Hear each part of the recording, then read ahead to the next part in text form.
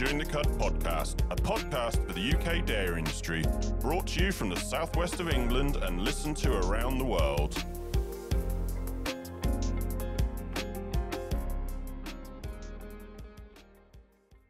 Hello and welcome to Chewing the Cud podcast. My name's Andrew Jones and with me today is Sarah Bolt. How are you doing, Sarah? I'm really good, thank you, Andrew. How are you? Yeah, not too bad, not too bad. The sun's shining. I see there's a little bit of rain supposed to be due at the weekend as it stands, but we need the rain. It's that usual situation, a few weeks of sunshine and we're all shouting for a bit of rain, aren't we? Oh, I know. I'm a secretary for a local discussion club, and I sent out the email for this month's meeting the other day and said, "Oh, we need some rain." And I had one member reply back, "No, don't say that, because when it starts, it won't stop."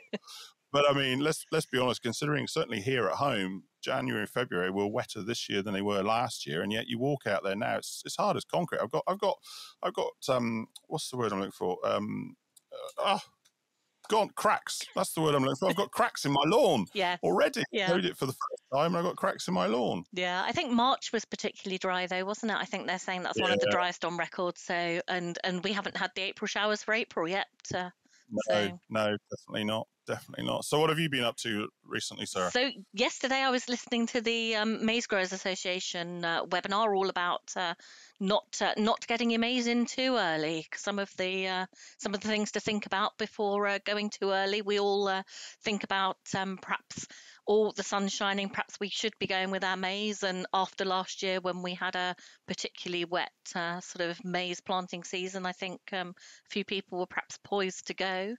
I thought it would have been a bit early because, I mean, we're getting lovely, 17, 18 degrees, I think it was today, but it's still almost a frost in the mornings overnight. I'd have thought it's a bit cold to be Definitely. going for, so at Kingshay, we measure the soil temperatures sort of from this sort of time onwards, and we're still just about sort of still under the 10. So really want it, I think, above 10, 12 for sort of 3 or 4 days or longer before we really start thinking about it. So as you say, that's if you use that as your measure, which really is what we should be. It's still a little bit cold to be planting that maize, definitely, isn't it? So, definitely gone are the days of tea sun, which we all remember. All of us oldies. Some of us of a certain age, yes. Tea sun 200, wasn't it? It was T200. What day are we going to reach it? Anyway, on to today's episode. It actually was interesting. You mentioned that because I had the invite for the maize growers, but I wasn't able to make it. So I've been invited by Neil, actually, to an open day for who he's working for now, Game Changer, which was actually quite interesting and fits in nicely. So this was actually an episode I recorded with Neil back in August last year with someone from Buitelaar and Morrisons talking about their Elite Beef scheme. So as we've already said, other schemes are available, but other integrated schemes, I should say. But I thought I'd hold this one back because from the 23rd of April, it's Great British Beef Week again. So I thought this would sit really nicely being the current episode for Great British Beef Week. Sounds great. I don't need an excuse to eat beef. I don't know about you. Well, funny enough, I was adding it up this morning. I think I've eaten beef or steak every day this week, given the Sunday roast leftovers. Brought steak for tea last night, steak for tea tomorrow, and had steak when I was out with Game Changer. So we're obviously not the target audience. No. But one thing I should say is, obviously, since this was recorded, prices have changed. So the price mentioned in this podcast is certainly not current and looks somewhat out of date. So things have obviously kept moving to match where the market currently is. So yeah, I mean, the thing that really stood out for me from this one, and I think this is a message to me, the biggest message for this episode was, to make these schemes work, they need dairy farmers. And that was really great and interesting to hear, that we need dairy farmers to make this work. So hopefully everybody gets to enjoy this. So let's go talk about Elite Beef.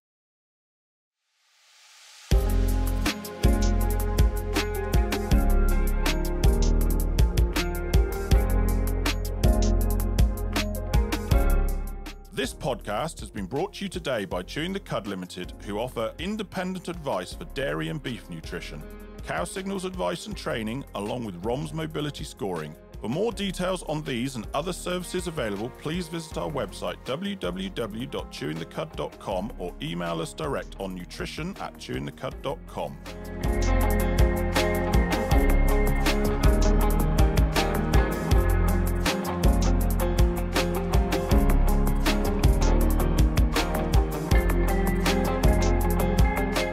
Hello and welcome to Chewing the Cud podcast, a podcast for the UK dairy industry. Farmer, advisor, processor, and everyone else, we have topics and episodes that will interest you. We discuss the practical and the technical aspects of different UK dairy industry topics. We aim to make you think about what you're doing and ask yourself, can it be done differently? Listen to us speak with specialists from inside and outside the industry about their area of expertise. Subscribe and listen to episodes for free on your favourite podcast platform or sign up on our website www.chewingthecud.com for podcast notifications so you never miss an episode and links to our socials, including our Instagram, Chewing the Cud Podcast.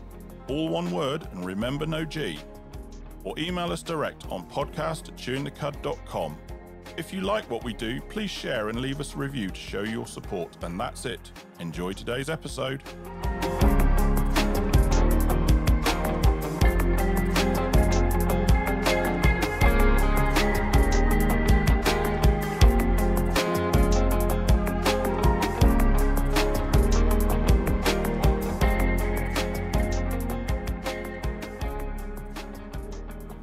Hello everybody, and as we mentioned in the intro, today we're talking about the Elite Beef scheme, joint enterprise between Buitelaar and Morrisons. So today our guests are Jade Toone, who is Key Account Manager for Buitelaar. Hi, good morning. And also with us today is Jessica Tomley, who is a livestock buyer for Morrisons. Morning. Morning, good, and hello and welcome to you both. Welcome. Welcome to you both. Nice to have you guys. Yeah, don't be too frightened, it's not that bad.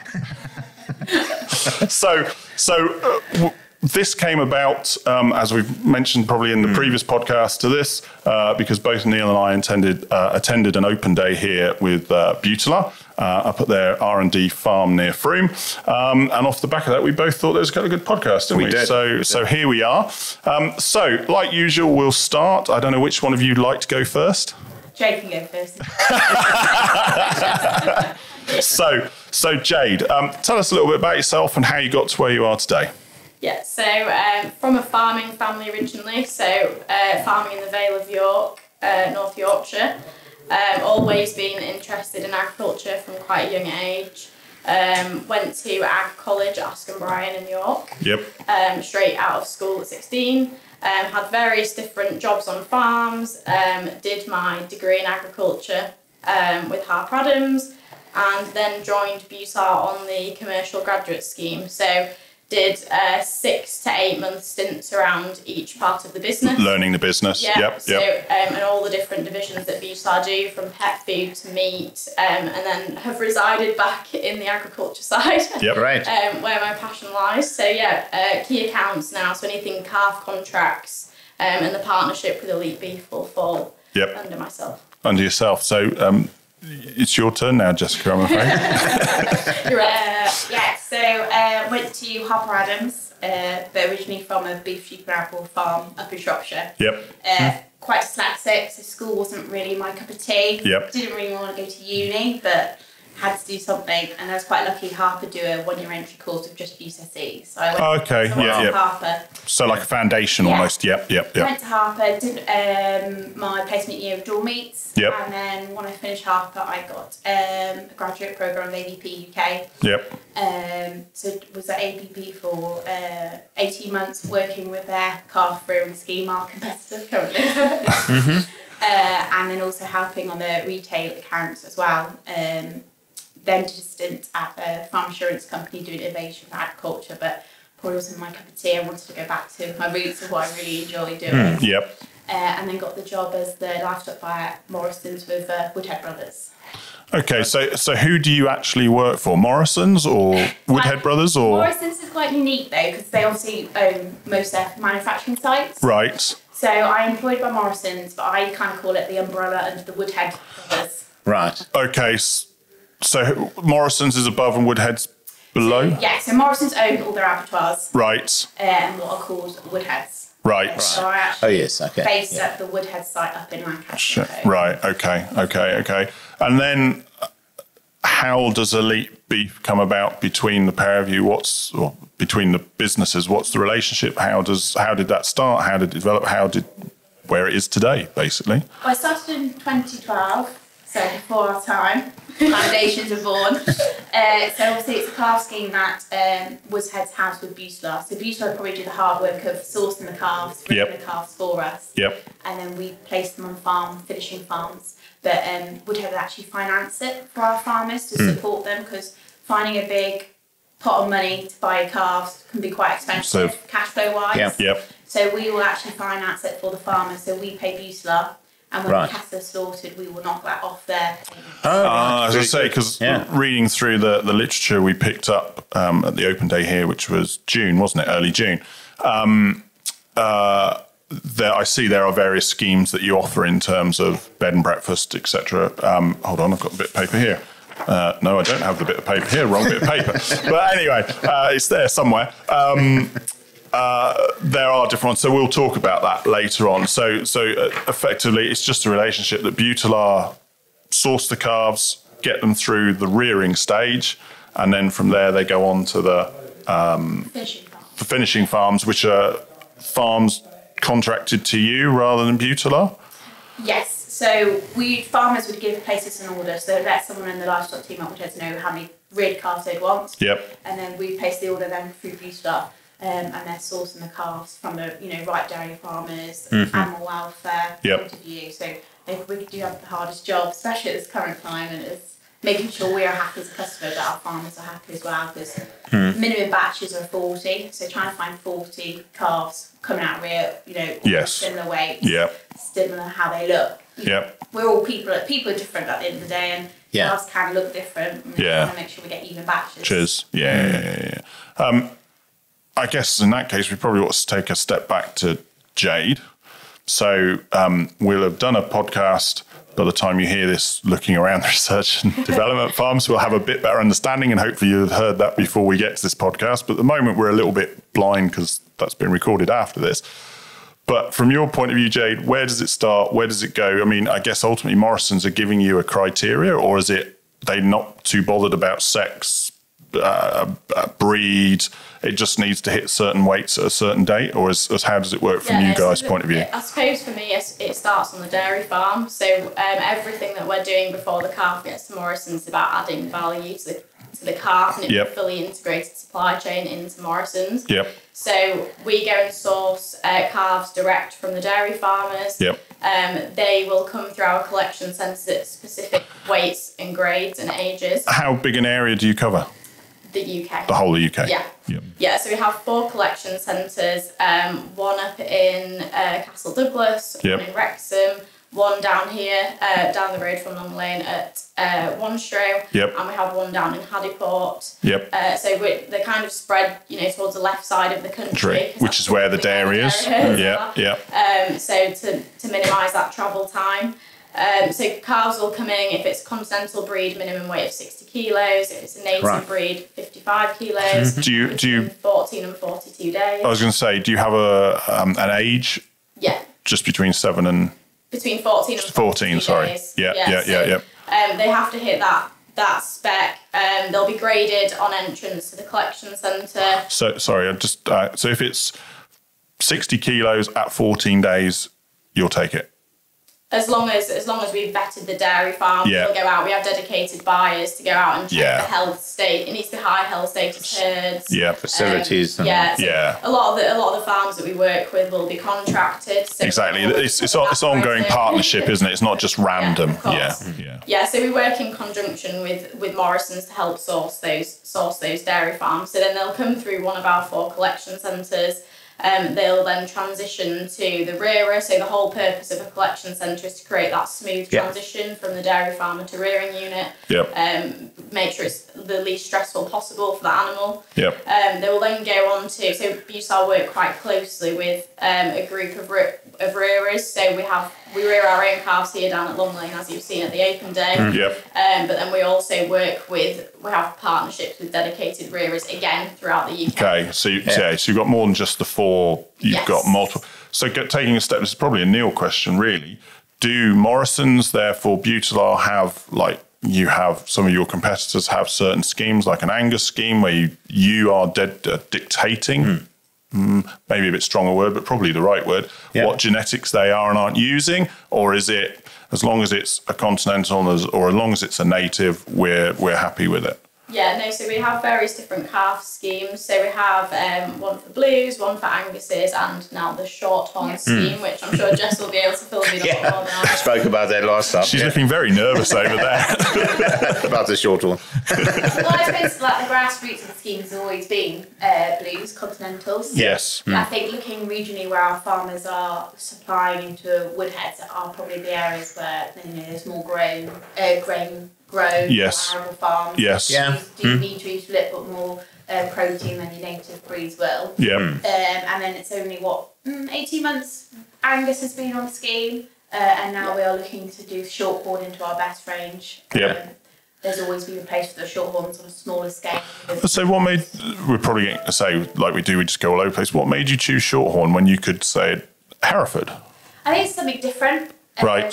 Which the supermarket liked. Obviously, there's plenty of Angus's. Shorthorn is known for its meat quality. So I was going to say, that's the thing, isn't it? Yeah, it's won a lot of awards. It's something different. And then, obviously, you want to grow more now into our best range in stores. To meet demand for it, and that's where we can see the calf scheme helping and supporting that. This one's a little bit left of field, I suppose. Morrisons obviously have changed ownership in the last, 2 years, is it? Yes. Have things changed? No, I think it's given us a lot more opportunity as a woodheads business. Right. Actually. Good. Being able to sell meat to, other external sectors. Right. Everything's still staying the same. We still want to support our farmers. We still want to do the best for them. We still do the calf scheme. So no, I have to say every day is different. I know there's always rumours out there through the farming community, but it's still the same. Nothing's changed. We probably actually want to do better and have more opportunities. But as I say, is this maybe that's what's created the Shorthorn scheme is because of that it's given a bit more focus maybe? Or potentially, yeah. But I suppose, I think as we grow the Elite Beef scheme, that's actually probably been a bit more of a focus on the opportunity and how to be different and how to stand out. As it's naturally grown, we've got good volumes on farm now. About 18,000 calves on farm currently. On average, placing 1,000 calves a month. And we have got quite a large expansion plans in the next 5 years. Okay. But it's just trying to win everyone over on it, how we support our farmers doing it, because if we don't have our farmers doing it, we're not going to grow. Well, you could say, I'm just thinking about the latest news, was it last week, there's another 5% of dairy farms gone. That really the source for all of this, going back to what you were saying, Jade, is the dairy farm. And if the dairy farm's not there, where are you going to source some of this from? So that's why we're trying to work so closely with the guys that we've got to grow volume and invest in their business as much as theirs. So it's a secondary stream, effectively. Not guaranteed, but is a dedicated stream. And then from these guys that raise after you've sort of at the collection unit, do you specify which breed they'd get or what kind of calf they get in, or do they just get anything? The rearing unit. So the rearers are a partnership with Buitelaar, so they will know what breeds are coming into their unit as they're arriving on farm, but Buitelaar put all of the inputs into our rearers, so we try and standardise that system as much as possible. We put all of the milk powder and everything into those rearing units. Because but the difference is, if I was a rearer, I want all the calves to arrive that are roughly the same size. So that I can feed them the same. Of course. So part of the process within the collection centre is that they'd be grouped into pens based on age, weight, breed, sex. That's right. And then we try and fill the rearing unit subsequently based on location, not moving them too far. Where Jess has got customers for those calves post rearing stage. Exactly. That makes sense. So we're trying to work 3 months ahead of Jess's orders. Make sure that we've got it's about consistency though, isn't it? It is. And I think that's Yeah. the end product for a customer. Yes. That consistency. So I think Yes. that's also Exactly. why we do all the scheme. Yeah. Because it's showing, we want to hit spec on grades, weights when it comes to a slaughtering side of it. That's right. Yeah. Well, that was just making me think my question, because I've recently picked up a Buitelaar grower as a client down in Devon. But it made me think, when are you looking at spec? Because we are always told that the housewife wants it lean, mean, and not a lot to it. But we're sat here going, well, I'm sorry, but your best, and everybody probably, most people probably, I'd like to hope everyone listening to this knows that your best beef has got that marbling through it, has got that fat through it. So what do the customer want, and how do you juggle it with what it should be? Or how do you educate them that actually that bit of fat is good? Good for you. I think that is the hardest thing. So at the moment, I suppose when customers go in the store, they're looking at how it looks, Yep. the price point, Yep. and the current climate. It's really difficult. Yep. Yeah. So I mean, I think trying to bring that story around it. What can we do in store? What does the packaging look like? What stories as they walk around stores? But I think also like tasting it. I think there's some research done that if a consumer has a bad steak, they won't go back for 16 weeks. Right. Oh, right. That's interesting. It's really important we can get consistency. Yeah, I probably wouldn't disagree with that, because I know last year or something I had a bad steak and I just didn't bother for a little while, because it was just, so you're right, that's probably very true. But I was just thinking in my head, I mean, the whole point, like the Wagyu, is the fact it's got marbling all the way through it, and that's what gives it its taste. So we all know, sat around this table, that it's that marbling that gives it its... But is that the cooking side of it though? I feel like that can... I like to get it like fat really crispy. Yeah. Otherwise, when it's not crispy, it's a bit chewy and a bit... I got to be honest with you, I only cook steak on the barbecue during the summer. I don't cook it in the house during the winter, because I just don't think I can cook it well enough. But customers will read on the back of the packets. That's like the size point of view, isn't it? Yeah. If we're looking for a 225 gram steak. Oh, talking ounces, please. Kilos are better for me. It says pan fry each time for 2 minutes. Well, that steak's that weight, but really big and thin. Yeah. You're gonna fry like. Yeah, exactly. Exactly. It's thick. It's gonna. Yeah. And that's why we have obviously the weight limits. It's trying to get consistency when people cook it, because people will just read what's on the packet. Yeah. Do what it says. Do they? Apparently so. Oh, no, I can imagine that. Okay. Yeah. But so that does sort of, you've got to cook it the way you want it. And if you're going to tell me 2 minutes or 10 minutes, it depends on what I want. But melting the fat into the meat by cooking it properly, and like you say, getting that crust. Oh, I was going to say, I mean, getting quite hungry now. With a joint, I might look at, it needs an hour and 40 and chuck it in to cook it. But with steak, you just... Maybe that's my problem. You just... Be confident at cooking steak. It's 10 years in Oz. That's what done that. Yeah. I tend to cook it with a time, but I check it before I take it off. Yeah. I suppose it's like using is it lard? Beef dripping. Well, they used to use in like 1950s, I guess. Yeah. It's tasty. That's what That's right. Beef and dripping. Yeah. But I feel like we're ignoring you there, Jade. You're quite happily going, they're leaving me alone. Yes. I was thinking about steaks, to be honest. Well, I must say, I will say this. We did have some lovely steaks here on the open day. I will say that. Wasn't it good? Oh, it was good. It was good. Yeah. But anyway, I mean, so Jade, as you say, you're trying to obviously think ahead all the time for what? How far are you thinking ahead? Sort of 3 months to what? Yeah, so I suppose one thing that's probably important to mention is the spec going out. So the weights that Jess is kind of looking at to place those calves onto farm is minimum 140 kilos. Right. So they've come in. How well that calf does in rearing. So they've come in here at say 60 kilos, and they'll leave here about 140. Yes, exactly. So some of them, we sort of say that they would typically do 0.95 kilos a day. So we'll do a predictor based on that to try and judge the time post rearing with Jess's customers. But of course, however much you batch them based on weight and grade and age, and so there's still going to be those that do better than others. Of course. We have a lot of indicators, and we have a good system which is a good predictor of when they're due out ex-rear. Yep. But we have Joanne, who's our rearing manager. She'll go around and actually select those calves and pull out any that maybe haven't hit the spec and need an extra couple of weeks and prepare that batch ready for movement. It's a future podcast, but that how do you say it again? Sorry. Immunology. How much of a difference are you finding that's making? Yeah, I think it's in the early stages, I think, at the moment for me. So it'll be interesting to see, but it's certainly helping source those better calves from the beginning. If you've got those better calves from the beginning, then by default they do better throughout the rearing period, and they can get to dress hopefully a little bit quicker.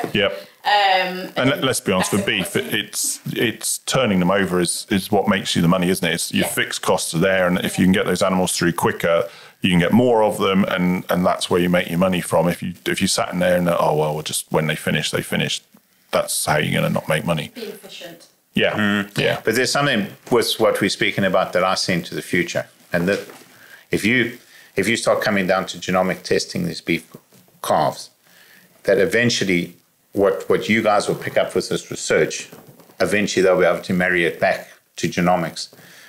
And once they've identified the genes that actually cause that, that's going to be a huge advantage. Because before we even spoke about this, I've sort of spoken to people about, let's say, for instance, you had a beef calf dropped today, and I could genomically test it.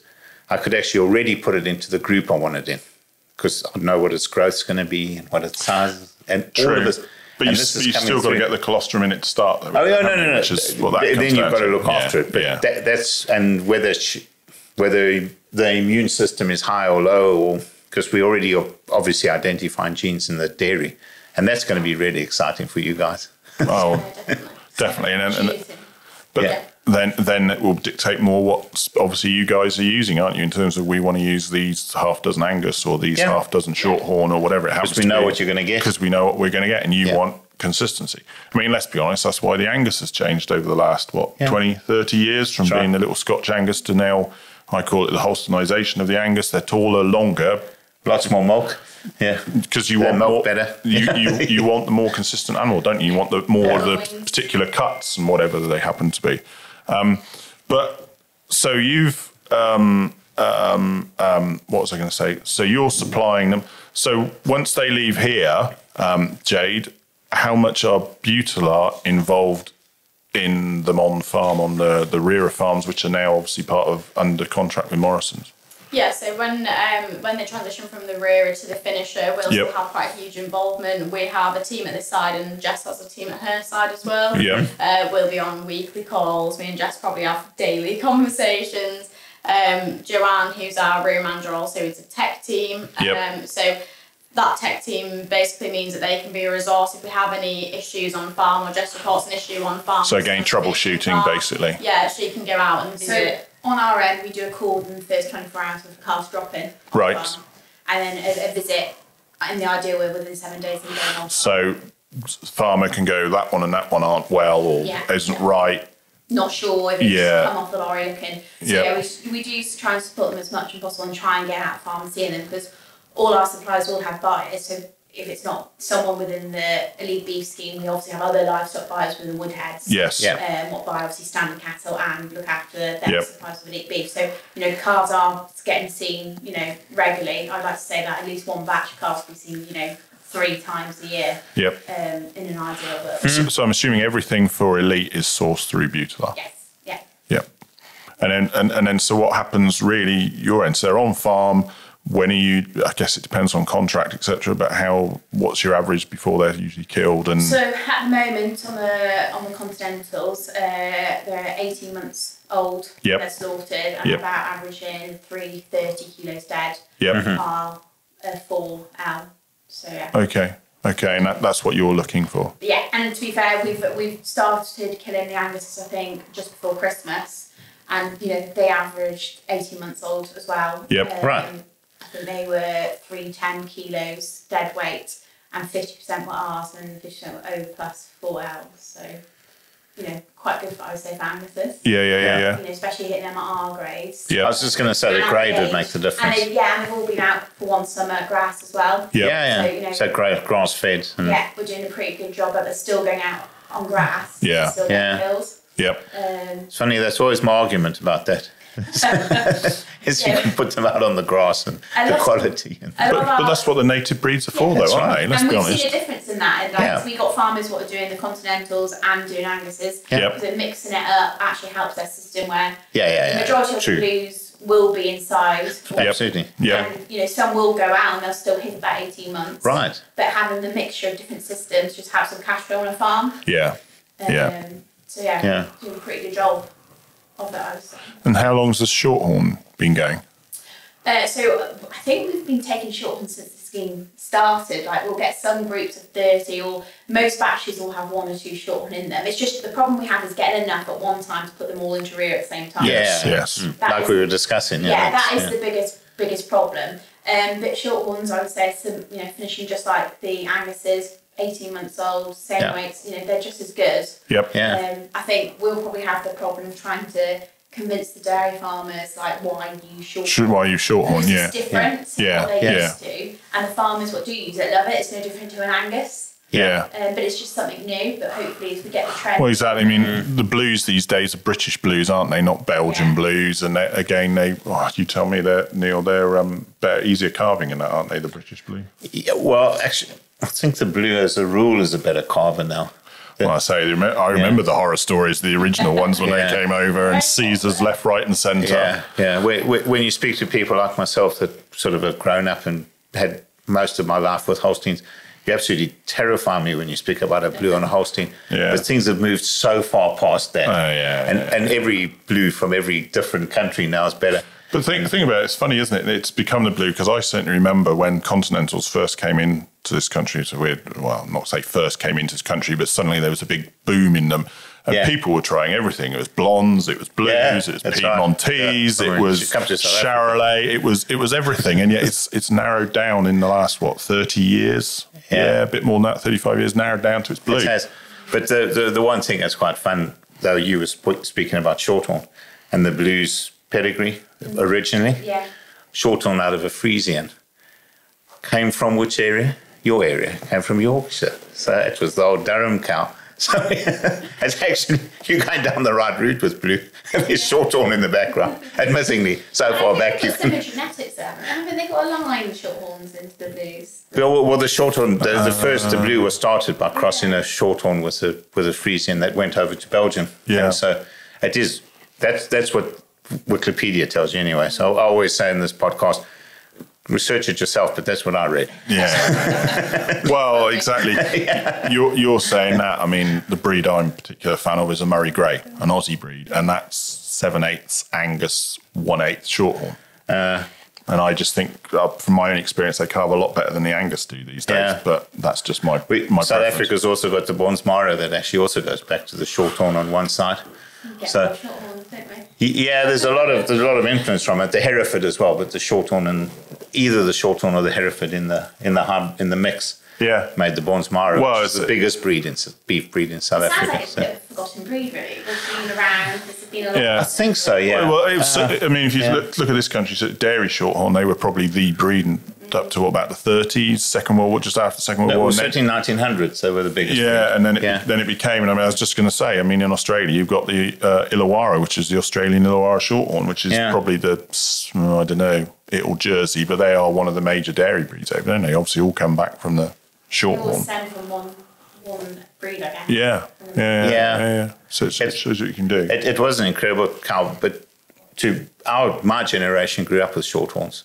We might. The Friesian and the Holsteins might have been coming through, but my first memories was one of my uncles had a sort of like a dual-purpose Shorthorn herd, and he was quite a character. So I'm also happen to be a Shorthorn judge. So I didn't have any choice. Next time when we're sponsoring a Shorthorn show. Whereas for me, Shorthorn is.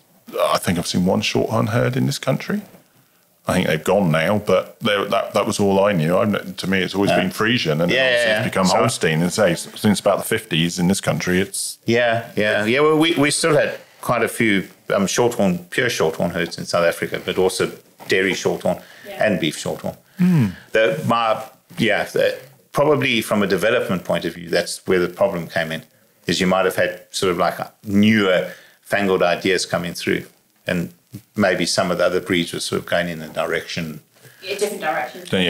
Yeah. So and then that obviously sort of like puts you on the back foot. And then we like change. So as humans, we like sort of changing something. Well, as we've already said, the Angus has definitely changed. Yeah. In my lifetime. Totally changed. Completely. Yeah.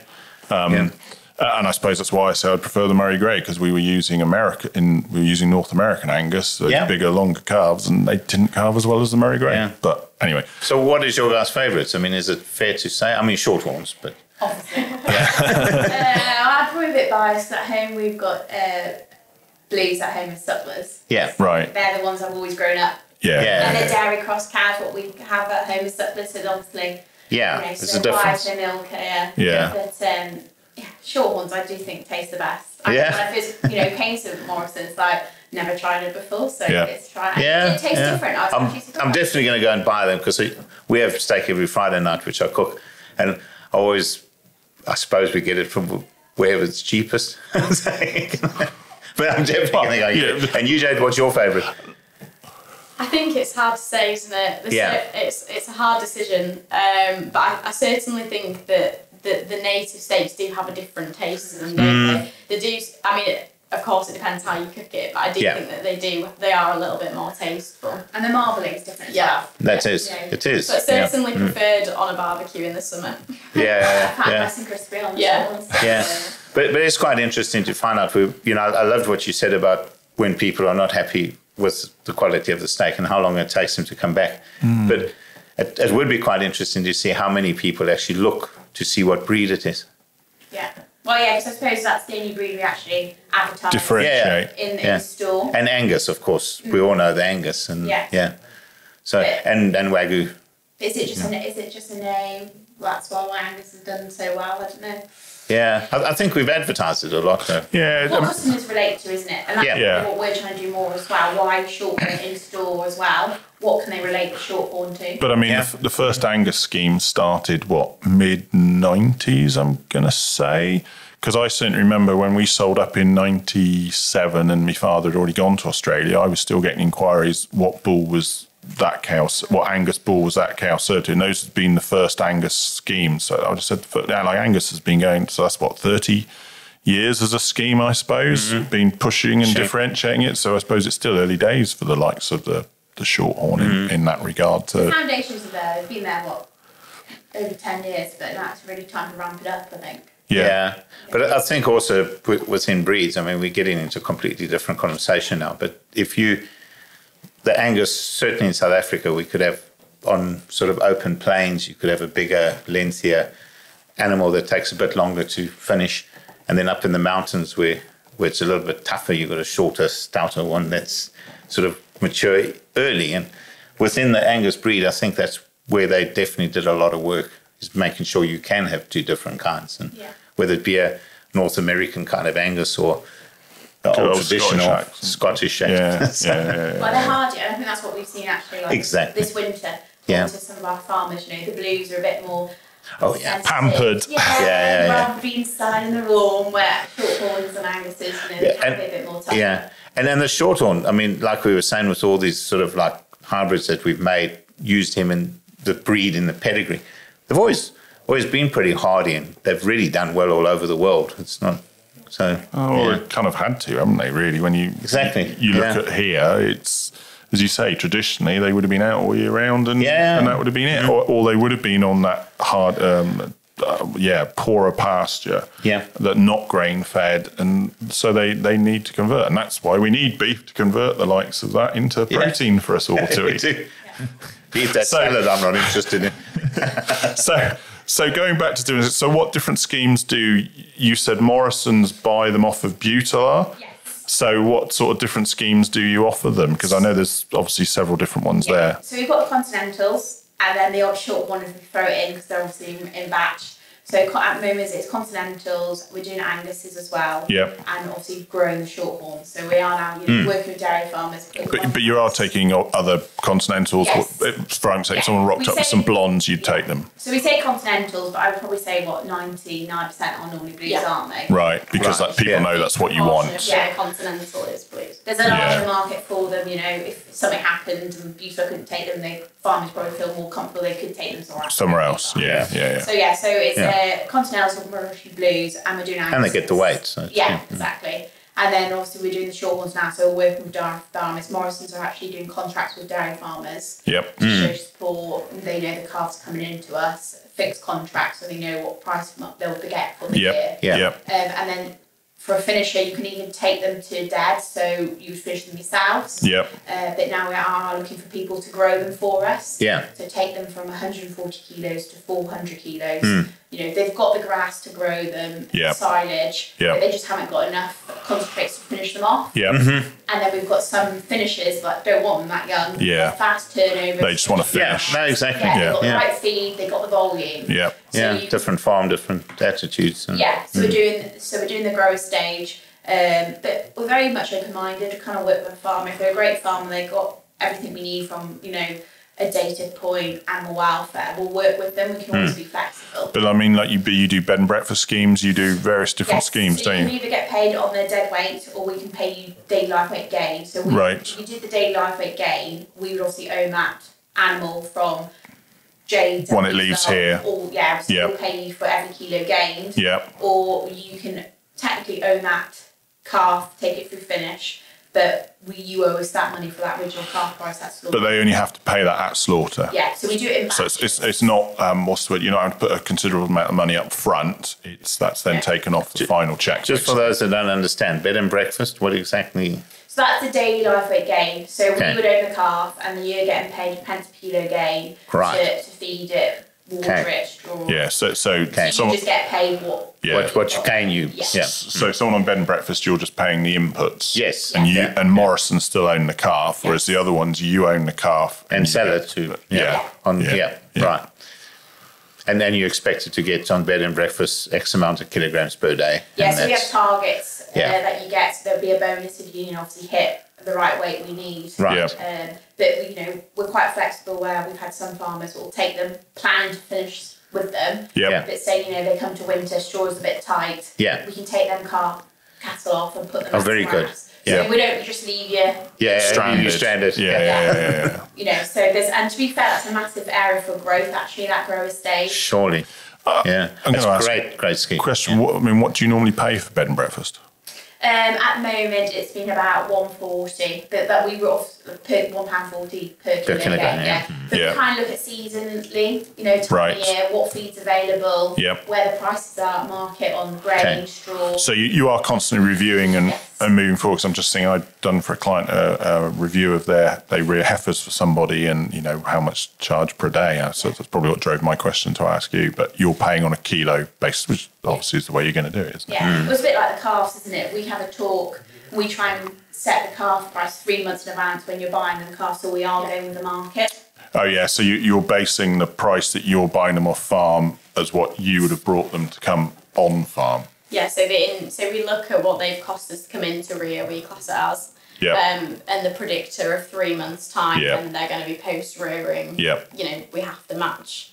Some kind. Well, exactly. You don't want to be losing money on it, and vice versa. It's got to be win-win for everybody, from the farmer that's not giving birth to them. He doesn't give birth to them. But his cows that have them through to you killing them, basically. I think it's been quite challenging, hasn't it, the last few months? It has, certainly, This year's been particularly challenging, I think, for figuring out where that price point should be. But it's also, most popular time of year to get calves. Well, we're autumn calving. So everyone wants calves May time because they want to turn them out that. I guess it's probably more a question for Jade. Is there a particular dairy farm you like, as in, I say it, and some probably like, you don't like working with spring calvers because they're not got the frame on the cattle that you're looking for, or? I'd say our ideal farmers are all year round. I was going to say that could make a difference. So trying constant to supply, all year round supply for the retailer at the other end. So naturally. But there's certain things that we can try and do to manage that. So say, for example, if we've got quite a good working relationship with somebody who's autumn calving, we'll also try and get a good relationship with somebody who's spring calving. So then we can try and balance it out. Overall supply. But one of the criteria that we kind of set out to the dairy farmer from the offset for the calf contracts is that it needs to be all year round supply, and that price is an all year round price that you're getting paid. And let's be honest, the majority of the market still is all year round. Of course, But it's just asking that question because I know I've been to some beef discussion groups in the past, and it just didn't click until someone said it, and they were like, "Well, we don't want calves off of spring herds because they just don't have." Sorry, they don't have the frames, etc., to get the animal that we want to at the other end. Yeah, it's more just trying to make sure that we're getting those high quality calves into the system. Yeah. And we work with the farmer to try and add value to their system and make it work for them as well. Yep. So I know that doesn't particularly answer your question as far as it being a really strict criteria, but I think the answer is not necessarily. We aim to go for all year round calvers, but the right person. Yeah, if you've got somebody who is a block calver, but the cows are 600 kilos plus Holsteins, the rest of the farm fits the criteria. As long as we can level out that supply somewhere else, there's no reason why we can't onboard. I was going to say, you probably answered it, that's your ideal, something 600 plus in size milkers in size. Yeah. So it's as a herd average. Yeah. And then have you done any research about the difference between the genetics? So, because the whole thing, everybody, you speak about quality and you speak about the best growth, and one of the things we have a slight problem with in the dairy industry is that basically when we're using beef, it's either to get that cow and calf who's not conceiving, so the price of the semen is of no consequence. You want it as low as possible. Yep. So you're going to be buying the lowest as possible bull. And we get a lot of people that use bulls instead of AI, which... Does that make quite a big difference? Or? Yeah, so at Buitelaar, we've done, in partnership with Morrisons, we've done quite a lot of work around the genetics initiative piece. One thing that's worth mentioning is one of the real added values to the scheme for me is that end-to-end data piece. So exactly. Track absolutely everything. And you would get that data a lot quicker than we in the dairy industry would, because you're killing at, let's say, an average of 18 months. So that's it, whereas we can be waiting years to know if... So we track all of the data as the calves come through the collection centre. We have all of the profiles on those dairy farmers before the calves have even arrived at the collection centre. We put all of the inputs into our rearers, and as I say, it's a partnership with Buitelaar, so we have all of the information during the rearing period. And then Jess's team will track the performance data from finishing to slaughter. As I say, so you want size and possible. So I guess put noted sires. But I was going to say, it sort of follows, I guess, or makes it more direct than what Neil was asking. Do you prefer them out of AI bred bulls, or if someone has a sweeper bull, you're happy to take them? So we have a set criteria for our calf contracts that they have to be on elite sires, which is AI. Right. So we have a set list of sires for blues, Angus, and the guys will pick off of which ones they want, which one suits their system. Because I mean, I guess to take my own experience, to me, if I was putting something to beef, it wasn't necessarily she was a poor breeder. Yes, that will come into it. But it was, you knew she was a poorer cow. She was being put to beef for a reason that you didn't consider her good enough to breed replacements from. So you were, from my point of view, all I wanted was something that was going to calve easy, so that cow would, hence probably why I like the Murray Greys, but they would calve easy, so you know that they would calve, hit the ground, and then that cow could get up and go as quick as possible. Not that she had, for example, a bad blue that had a bad calving, and then she's already been marked as being a poor performer anyway. That's why you put her to a beef animal. But by having a poor calving, it's going to knock her even more down the line, if that makes sense. So to me, my criteria was I want something that will calve easy, up and go, and away they go. So the elite sires list was formed based around that. So short gestation, easy calving, designed to benefit that dairy farmer. So we've done quite a lot of work around genetics, haven't we? And we intend to do more. Without the dairy farmers, we wouldn't be well enough. Which comes back to my comment earlier, isn't it? With dairy farmers disappearing, what can we... We've got to keep everyone happy. And the dairy farmer plays actually probably the most important part in the supply chain at the beginning point. Making sure the calf's right, good start in life, having that colostrum, then growth rates, getting the feed in front of them. So, we can't forget about the dairy farmer. That's key. And to be fair, dairy farmers, generally speaking, raise a lot of calves every year. They're pretty good at it. Yeah. It's pretty nice having somebody that knows their job. It's a difficult job. It's a difficult job. I've done a little bit of rearing at home, and it's not easy. No, it's not a job I used to like. Once you get a bug, it can go right through them, so you've got to be just hot on it.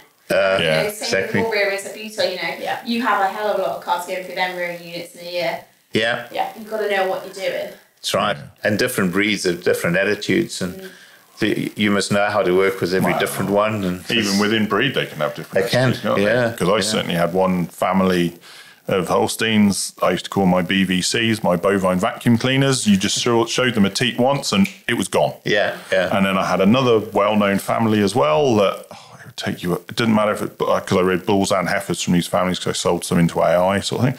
Didn't matter what the sex was. They'd take at least a fortnight before they'd suck properly themselves. And you're just like, why? Why? I'd rather go with my ones, as you say, you just showed them the teat and they were gone. That's right. They were gone. Made such a difference because when you've got a load of calves, you haven't got time. You just want to get it done quickly. I'm not saying you don't want to do a proper job. Don't get me wrong, but when you've got 10 calves today, 10 calves tomorrow, 10 calves the next day. I was milking nearly 1,000 cows. You don't have time to be. You want things turning over quickly, or not quickly. You want things running smoothly. Might be a better way to put it. Yeah. But I suppose it comes back again to genetics, doesn't it? Yeah. It's using the correct. Yeah. Well, exactly. As I say, that particular maternal line, and there is the other maternal line. Oh. But what you and I spoke about is, the percentage of animals that you put in calf to beef, and the higher the better on the cows, because your best genetics is your heifers that are coming through. I always get quite a lot of trouble with that on farm because they say, well, I've got an old cow, she's 7 lactations old. I'm thinking, she probably was your best cow. Hopefully her daughter is now your best cow. And if that is the case, that's the one I'm actually trying to breed. But what I've often said to people, and it's if you think about it very logically, that calf that arrives, that beef calf, when it hits the ground, it's worth a fair amount of money. That heifer calf arrives, it's probably going to cost you £1,800 to raise. So for the next 2 years, you're just going to be paying. Don't see the reward straight away. Yeah. So if you're raising a heifer that you shouldn't be raising, it's doing nothing but cost you money. And that beef calf is immediately bringing you in a really good income, which, like you guys are telling us today, you can actually make into a really good business. Yeah, it's changed a lot, hasn't it? I think where beef calves, especially bulls, were worth a lot to the dairy sector. Yeah. Now actually, it's a really good income stream. It's a business now on its own feet, own legs. I'd argue things have changed a lot as well because obviously everything used to pretty much. I'm sure there was rearers around, but everything used to go through market, whereas how many don't go through market now compared to do go through market, whether they come straight to yourself or the competitor you mentioned earlier or whoever it happens to be. There's so much more now on a scheme that comes, you'd argue it's a lot less stressful for the calf and everything. It's just going from farm to farm to farm. There's no handling in between or whatever it is. And also, again, because of the imagery, is that right? Things like that are coming into it now to ensure that. Cause I remember when on the open day here, there was some provisional data, wasn't there, that those calves that have the right colostrum are not needing as much medical intervention as those that are, and you guys are starting to pay off the back of that as well, aren't you? So that has got to be. It's all steps forward. Really, it's stuff we should be doing. But from a dairy farmer's point of view with imagery, is that you're certainly raising the right calves and you're putting quite a lot of effort and money into that. Yeah. And if you know it's the right one and you guys are so happy with that, you're on a win-win, aren't you? I mean, so taking a step forward, I hope we sort of covered most of what we want to do. Where do you, both of you really, but see the future? I mean, from Morrisons' point of view, I suppose then that takes a little bit what Buitelaar do. But where do you see the beef industry going forward? Where do you see the consumer demand going forward? Because let's be honest, we as an industry keep getting knocked for all sorts of different things from others outside the industry, whether it's carbon footprint, however you want to look at it. Where do you see the future? What do you see coming that will help these things? What are your thoughts? Give me a crystal ball. Exactly. I think it's a really difficult one because obviously suckler sucklers are declining. Yep. Yeah. But as a country, as you know, Woodheads, Morrisons, how can we support that suckler farm? Yep. Yeah. We probably, can't just rely on the dairy sector. It's getting more competitive. And to be honest with you, we probably still need those suckler herds for those, I don't know, side of a hill or whatever it is. Depending where they are. Yeah. Pyramid pastures. Yeah. Hill farms. Yeah. They still have a place. Yes. I think our suppliers, not just the elite beef suppliers, but our general beef suppliers, we still need them to supply us. Yep. We can't forget about them. Yep. I think beef has declined over the last few years when it comes to people eating less red meat and eating more alternatives, upping on the other proteins, beans or vegetables. Or chicken. Yeah. Or chicken, yeah. And I think, the beef price is slowly creeping up currently the last few weeks. So it's really difficult to say where it is because we probably are going to rely more on our elite beef scheme to hit where we want to go with the shorthorns. But that doesn't say we can get more shorthorns into sucklers and get it that way. But it's just a faster way and getting volumes. Yeah. Yep. But yeah, I wouldn't really know where to say where it is because, since I've left uni been working, I feel like beef has been pretty stagnant. Hasn't, dropped lows, hasn't gone up lots. It's probably one of the proteins that have stayed kind of the same. Yeah, I agree with you. Yeah.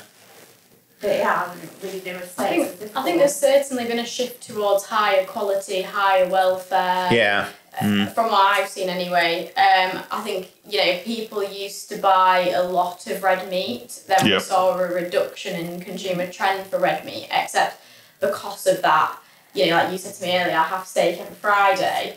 People, when they have that one steak, they want it to be fantastic. Exactly. Because they've not had it, they're not having it so regularly, so they expect that higher, if there's the expectation for it to be. They expect it to be so much better. You're prepared to pay for it. Of course. Yeah. So I think with that, there's been a higher price point, but in turn, I think there's been a shift towards more people coming onto the likes of these schemes where they know that calf has had the best start, it's been reared properly, it's gone to a finisher who's done a good job with it and straight into retail. They know the whole history. That's right, Where are you going to find, some of our suppliers will take 100 calves in one batch. Where are you going to find 100 calves? If you're buying stall cattle, stalls are very expensive. Yeah. You're going to find 100 stall cattle. So I know the dairy farms and calves come differently, but by the time you get them at 4 months old, they've all mixed around. They should all be fit and healthy for each other. It's like going back to school, isn't it? Yeah. And I think that's why maybe their future is because it is harder to buy a big batch of cattle now. Unless you're going to markets. And they're older, you don't know what life they've had before, potentially. It makes a difference. Or what breed they are sometimes, or what. So it's farm to supplier, that's quite nice. And for us as well, forecasting cattle come into our abattoirs to be processed. I know when I get a calf from Jade, I'm putting a kind of rough age when they're going to be slaughtered. And if I can spread that all year round, I know I've got a secure supply of cattle. That's right. Yeah. So there's no shortages on the shelf in the supermarket either then. But you're getting that right. I mean, I was just thinking as you were saying that, from my point of view, I would say there are not what you're doing, but there are some in the dairy industry need to, let's say, become more professional. I hate to say it, but I mean, I've certainly come across beef farmers that aren't part of a scheme or whatever. And just take a classic example. I had someone, he was only getting 0.6 daily live weight gain. And his wife finally convinced him to come and have a chat with me. Well, within a month, or I didn't put anything else in there. I just switched around what it was to make sure it was correctly balanced. He was at 1.2. And I had someone ring me the other day, last year, and he said, I've got a finger in a different pie. And he said, I sort of didn't really look at it properly. And this guy outwinters his cattle all year round, they're out all year round, including that, and he still manages 0.8 daily live weight gain. So I think he does a really good job. And yet he had another business, he said, I didn't really look at, that someone else was doing it, and they were in all the time, and they were only getting 0.3 daily live weight gain. And because they've just done, we've done them like we always do. We just put a bit of silage in front of them, a bit of concentrate. That's it. It's not. It's involving.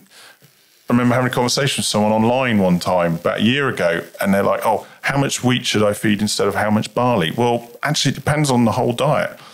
Get me in. It's only a couple of hours of my time. I'll make sure it's correctly balanced, and you'll see, no, I can't do that. And but It's changing how farming is, though. I think you have to run it as a business now rather than a lifestyle. Yeah, but there are still definitely some beef farmers, I hate to say it, out there, I'd say, who just, this is the way we've always done it, this is the way we will do it. And yet you can, as we said, you need the turnover to make it work. And cattle. Farms don't weigh cattle. Yeah, that's right. And I'm very much, when I go and draw our calves, like, you know, I look at one and say, do you reckon we could get rid of that one? Like, it's growing in height and it's just eating your food, like it's time it went. Yeah. Oh no, it'll get bigger. I'm like, just cut our losses. Like, So I say genomics would help a lot one day. Yeah. Because you can actually prove it then. Once it's, you know, stop doing that conversion, then get rid, it's time to go. That's the sign it's ready.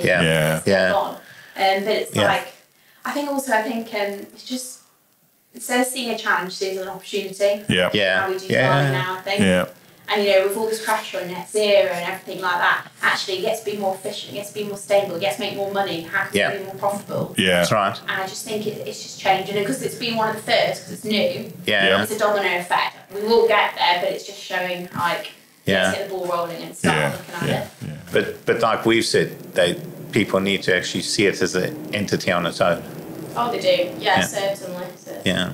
Because that will do everything you've just said. The minute you start concentrating on getting the genetics right and getting it right.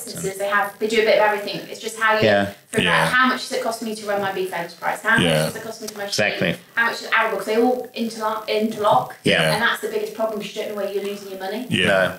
And what Andrew is saying is true. I mean, I always remember that the scraps that the dairy cattle didn't eat, you fed to your beef cattle. And I always used to think, hope it's all right. Actually, anything is amazing, really. I mean, like, I'm not trying to advertise myself. Maybe I am, but you know, from my point of view, for a beef diet, it usually only takes a couple of hours of my time. So let's say 4 hours at the most, and that's going to cost you a couple £100, you know, whatever it is. You'll get that return back quite quickly if you're just tweaking something. If you're getting the right growth rate. So whether it's myself or someone else, it's using.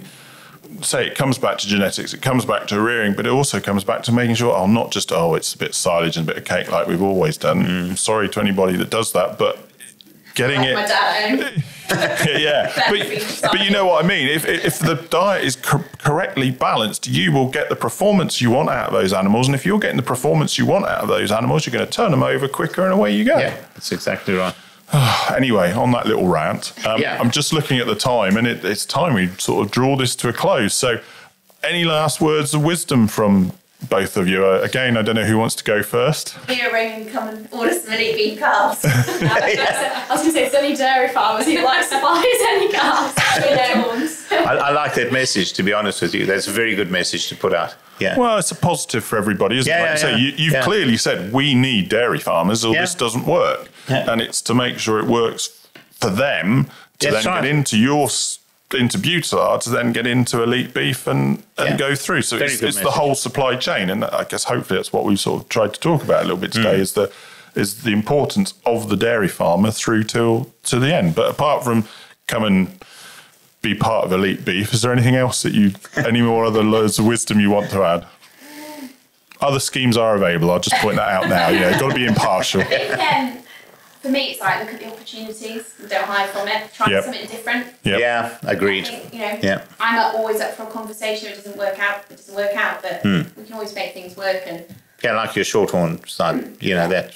It's just something. Try something different. Like you don't have to stick to one breed. Do a little bit of everything. Definitely. And even if you're not sure if there's something that will work, have a chat with somebody from Elite Beef. That's good. Or even someone like Neil or myself, whoever it is, somebody that might have seen it elsewhere or whatever it happens to be, to go, let's give it a go. Because I know I've got a client of mine's literally this month, as we record this, his cows have gone up to Shropshire, his whole herd, and he's now looking at what to do. He's going to do some kind of beef, but he's just not 100% sure what he's going to do. So I know we've been having a few chats about that as time goes on.